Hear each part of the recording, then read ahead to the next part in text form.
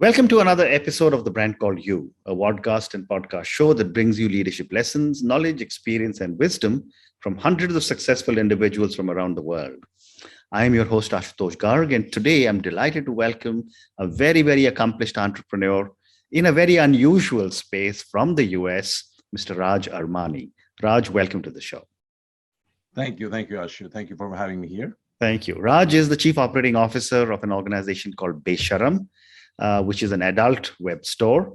Besharam, for those of you who don't understand it, really means shameless. And Raj has 26 years entrepreneurial experience in fashion, advertising, food and beverage, and telecom. So Raj, today we're going to talk about Besharam. Let me ask, starting you, tell me about this venture and what was your motivation to start it? Well, thank you for giving us such a beautiful explanation. Besharam means shameless, but in reality, in our vision, it's about being yourself. Correct. It's about expressing who the real you are without any fear of outside persecution, stigma, judgment. Mm-hmm. And it is, in summary, an extension of ourselves. Having born and brought up in India, I have been reminded of the culture where it was not okay to talk about your pleasure. It was not okay.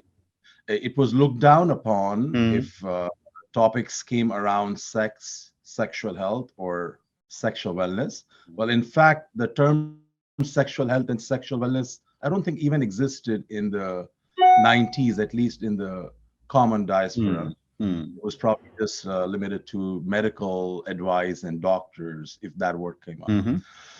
So Besharam is a company was born 10 years ago. Though we have evolved over the years to become a place where we are the voice of the modern India, who believes in the same vision about expressing themselves. We are also a place now where people are able to speak up.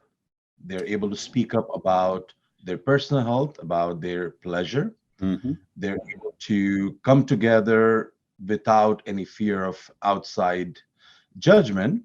And more importantly, Besharam is about democratizing sex and pleasure in India. Wonderful. When we started, it did not even, we did not see the 10 years through. At that point, Besharam would have been just another startup who was to become a bridge between the West and India. We realized that India had a lot of young audience that was aspiring a Western lifestyle. And out of that, in their aspirations, we realized that there was a big gap that was not served was for their pleasure. We also realized India is the second largest producer of porn. I'm sorry, it's the second largest consumer of porn. It's also the second largest population in the world. So it's ironical that sex is a taboo in India.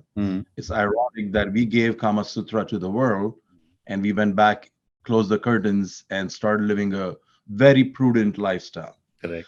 Apparently, it's not much so. So being that we realize that there is audience that is looking for products for certain improving their experiences in their personal life and their relationships, we decided that we could be the medium through which we can bridge the gap between India and the West, create a platform where we can showcase such products that our Indian cousins can access openly, freely, and get delivered to their door, and hopefully, thank us later. How wonderful. So it started over a small coffee conversation with my friend who was in Canada, my brother-in-law, Salim, who is my co-founder.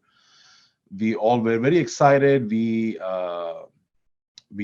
thought the only concern we have is this going to seal our journey back to India forever? Will we be faced with some legal hassles or complications, or will we be behind bars?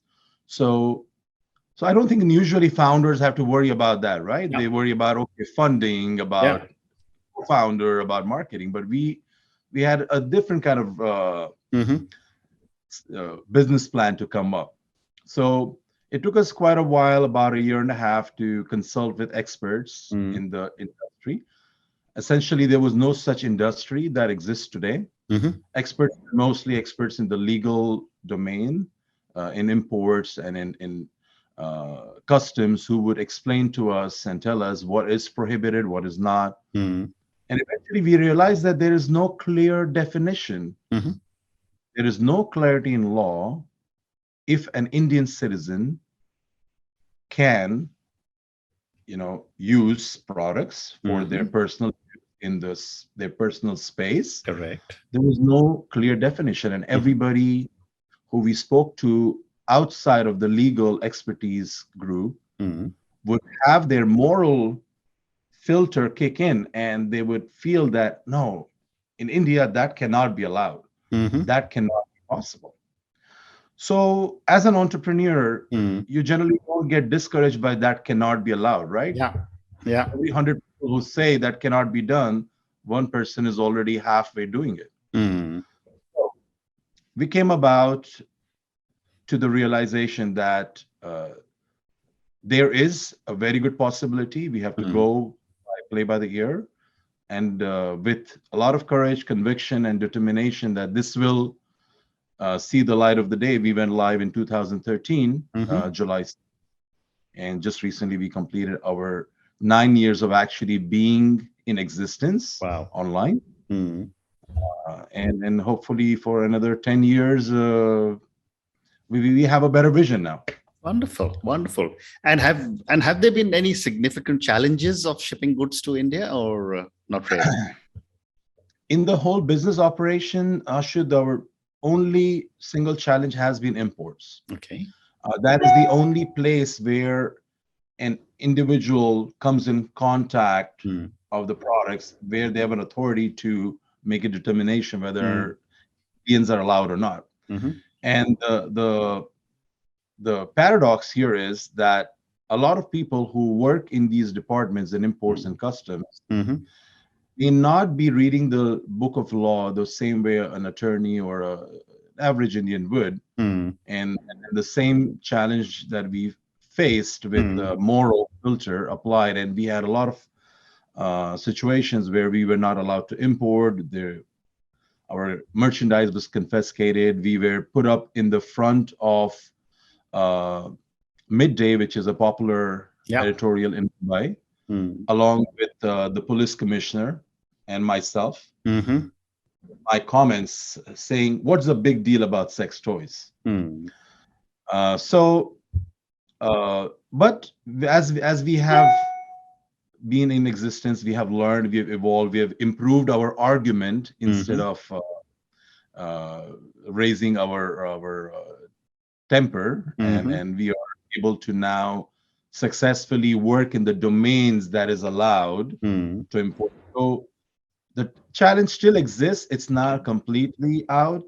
There's Mm. only one solution to that challenge, which we'll talk about. But otherwise, doing business in India is a breeze. Mm-hmm. It is probably only one category Mm-hmm. where the demand is always more than the supply. Yeah. Had months where our shelves were empty because we couldn't stock enough products to sell. Wow. Wow. And even today, Mm. without Facebook advertising, without Google advertising, without any kind of real time marketing, Mm. we still continue to bring in traffic. We still continue to uh, reach out and be able to provide to a lot of Indians who come and shop at our stores. Amazing. And a logical next question is that over the last 9 years, have you started to see a change in the sexual preferences of Indians? When it comes to sexual preferences, if you would ask us in their preferences of using a product versus not using a product, Mm-hmm. I would say the change has been astronomical. Okay. The biggest change came about in 2016-17. Mm. See, having lived half my life in India, I know how our country is influenced with the movies, Mm. cricket, Yep. religion, politics.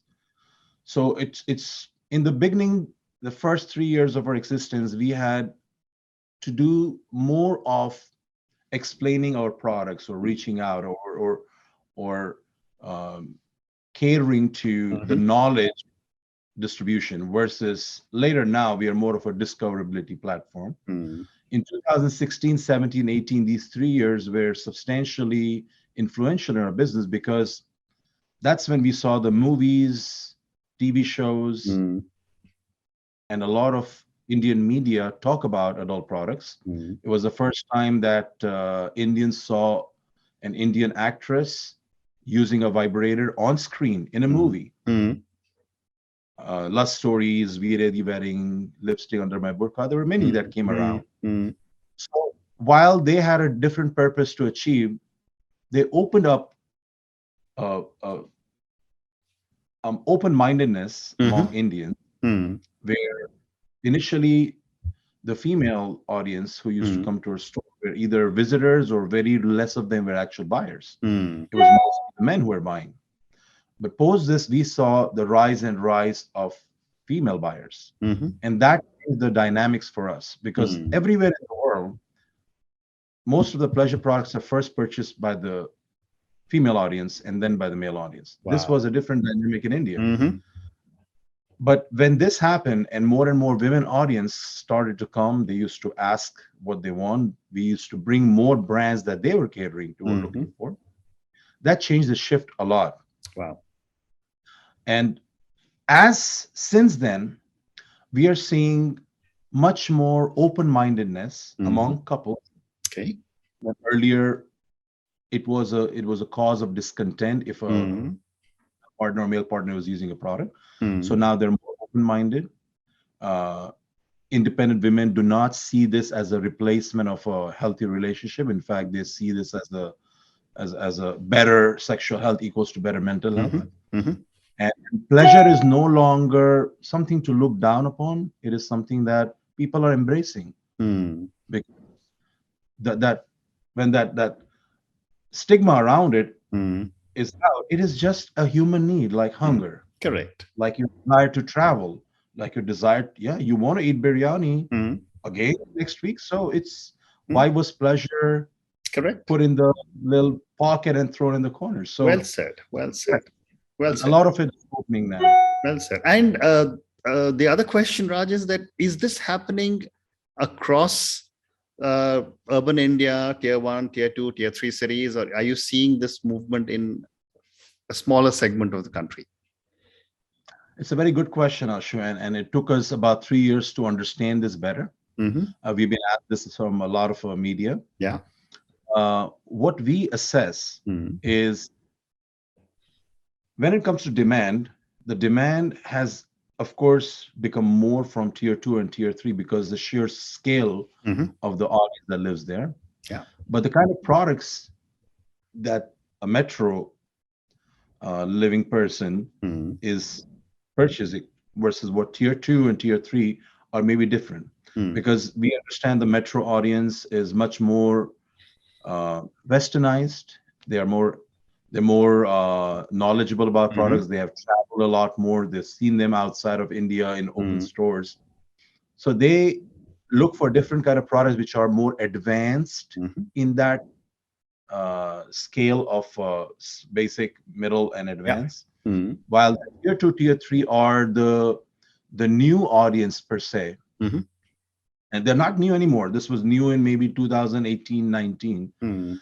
Now we see our revenues probably 55% from tier two, tier three, and about 45% from metros, Hmm. tier one.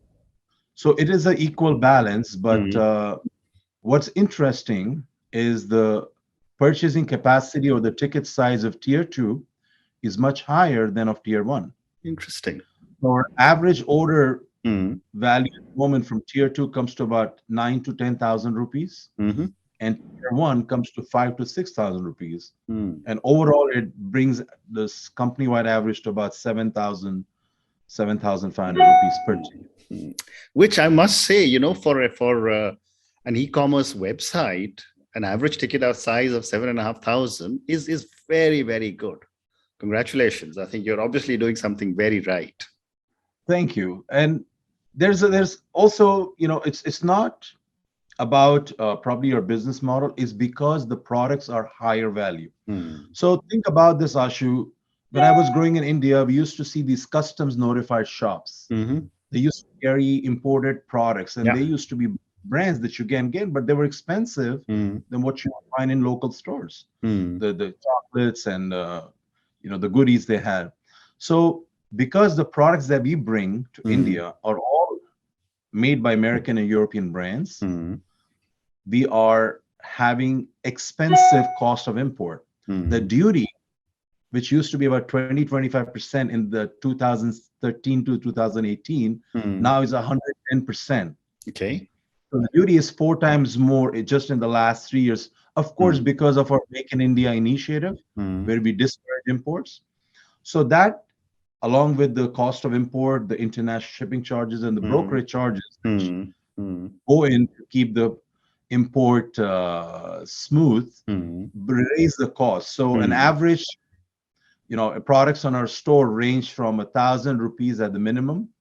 They can go all the way to 75 to 80,000 rupees. Amazing. Which every day we have a good half a dozen orders, which are close to a lakh or so, because there are we get orders from groups, from celebrities, Bollywood celebrities, Tollywood celebrities, sports personalities, ministers in the government. So it's a very interesting day at Besharam for the employees when they. I agree with you. I agree. And you just mentioned a few minutes ago about the impact some of the films are having, Love Stories and some of the other films. I'd love to get your view on what are the OTT platforms, which don't seem to have any regulation at all or no censorship. What is that doing to sexual habits or sexual preferences in our country? So, though I will tell you, I would not be a great expert, but I will tell you my perception and my assessment of that. I think because Indians are more open now, they are very openly accepting they watch porn. They are sharing conversations around sex pretty openly.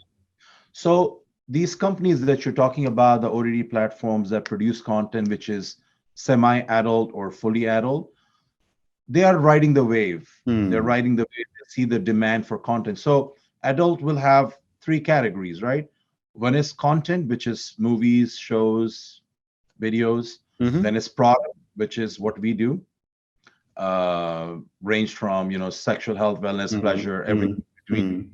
The third is engagement, like the campsites where you can go and have a conversation with the performer. Yeah. So all 3 of this is on rise in India. Oh, phenomenal rise. We have unbelievable numbers when we look at how the campsites are doing in India. From being literally non-existent in the 2015-16, now the revenues that Indian performers bring from campsite is anywhere between 70 to 80 million dollars. Wow. And these are cameras who probably are doing exactly what we're doing, sitting in front of the camera and make money. So then that's Indian performers. So because that need is there, I'm sure the OTT platform, okay, we have content of all kind. What's new? What's different? So let's create adult content which will cater to an Indian audience, because India is second largest consumer of porn. So that's a obvious. Well said. So another question that I wanted to ask you is that are these preferences changing in the millennial or the Gen Z age categories, or is it changing across the board in older Indians as well? Also a very good question, Shu. So what we realize is the Gen Z is very much immune to this mask or the filter that Mhm. somebody like a millennial like myself, Mhm. or somebody more older than me in India would have, Mhm. because we were brought up to, we are told by our parents, Mhm. be cultured, be mannered, mind what you're saying, don't cross boundaries when you are. So we kind of became mentally in a kind of a caveat where we filter, oh, is this suitable, can I talk about this or not. Mhm. Mhm. Gen Z, they grew up speaking their mind. Mhm. They're open. They're also driving the conversations for the new India, Mhm. and very soon they'll become very more influential Mhm. in all realms, just not entertainment or content creation. They are Yeah. the one who will take over the roles in the Mhm. government, in the society, in the very much infrastructure roles. Mhm. So they do not have that filter in place, Mhm. but so they speak openly, and we like that Yeah. because that's what's driving in India. Mhm. But then we talk about the millennials and Gen X. Um, we noticed, if I have to even quantify that, Mhm.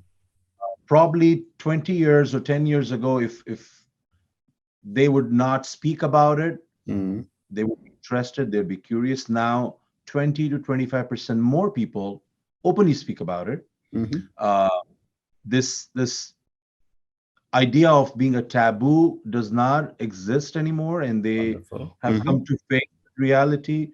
Plus, I realize that as we age, this hula la about sex, and it kind of fades out. Correct. It's just this is a phase, and when we Mhm. realize, okay, what's real, we know sex is in the mind. We know Mhm. that pleasure is not just something that you have to rush for, and Mhm. you understand more about relationships, and you Mhm.